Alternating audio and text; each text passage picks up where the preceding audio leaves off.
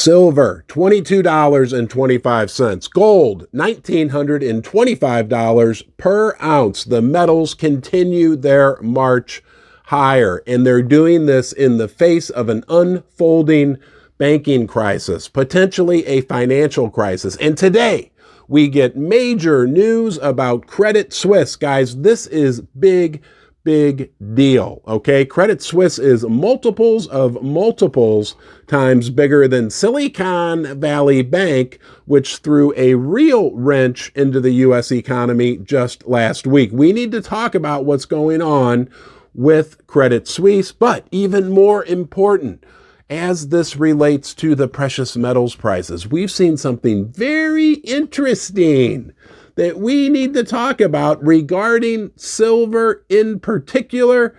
Trust me, it's good news. Let's get started right now. So how do you pronounce it? Before I came down here, Susie warned me, be careful how you pronounce Credit Suisse, Credit Suisse, because people will make fun of you. And I said, I don't really know how to pronounce it. To me, it looks like Credit Suisse or Credit Suisse or Credit Suisse.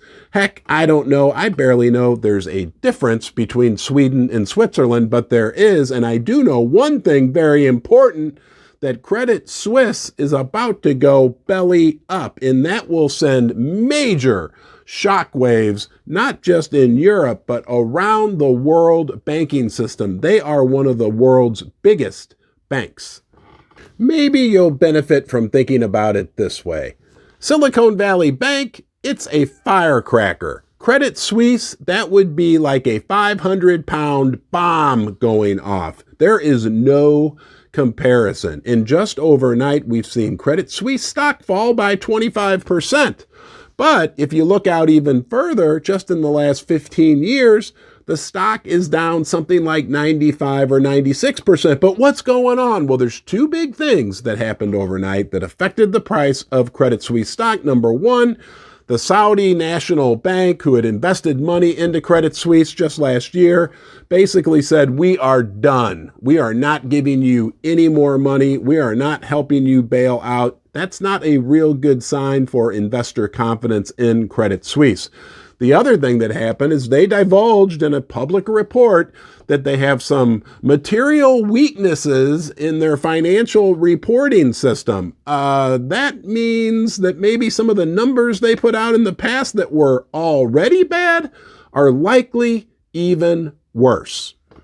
We're going to talk about what this means for silver in particular, because there's something fascinating going on. But before we do that, I just want to mention to you that this Credit Suisse situation, which even exacerbates it even more, are derivatives. They hold a ton of derivatives. Those are fancy insurance contracts that the banks write with each other.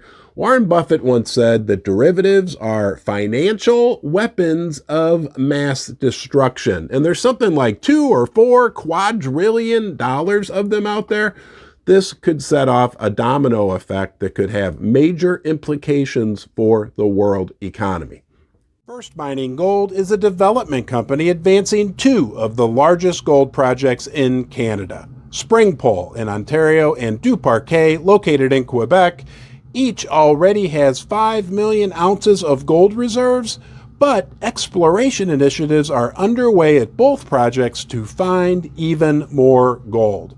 First Mining is well-financed, has 0 debt, and owns an interest in 4 additional Canadian gold development projects.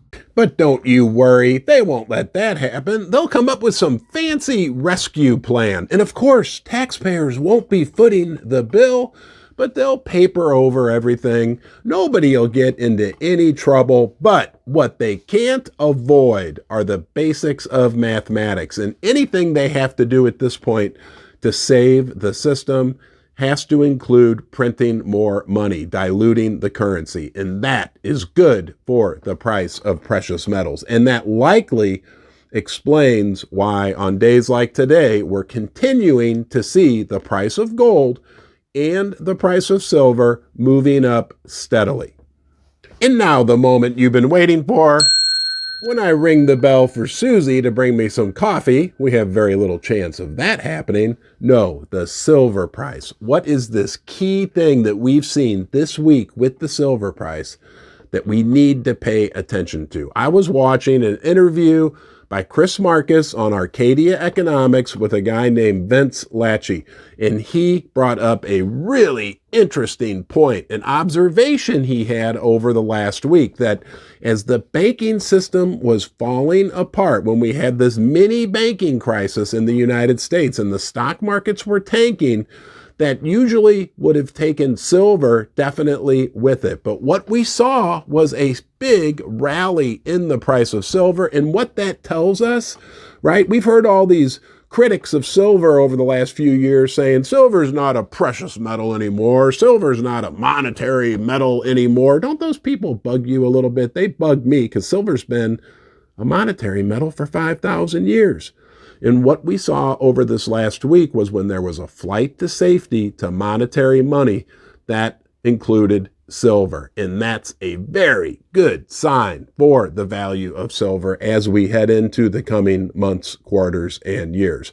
And we know all the other big picture arguments for why silver is valuable. The major deficit, according to the Silver Institute. The fact that the Moscow World Standard is soon going to have a new central market for silver, for gold, which will have a new spot price for silver, because they've said publicly they don't think the current spot price is accurate. Guys, the future of silver, in my opinion, looks very, very bright. And when I look at all the funny money derivatives, yes, we'll even say unicorn fart dust for our good friend Sam, hey, I feel more comfortable holding this in my hands. This is heavy, 10 ounces of real silver. Have a great day. I appreciate you being here, and I'll see you next time.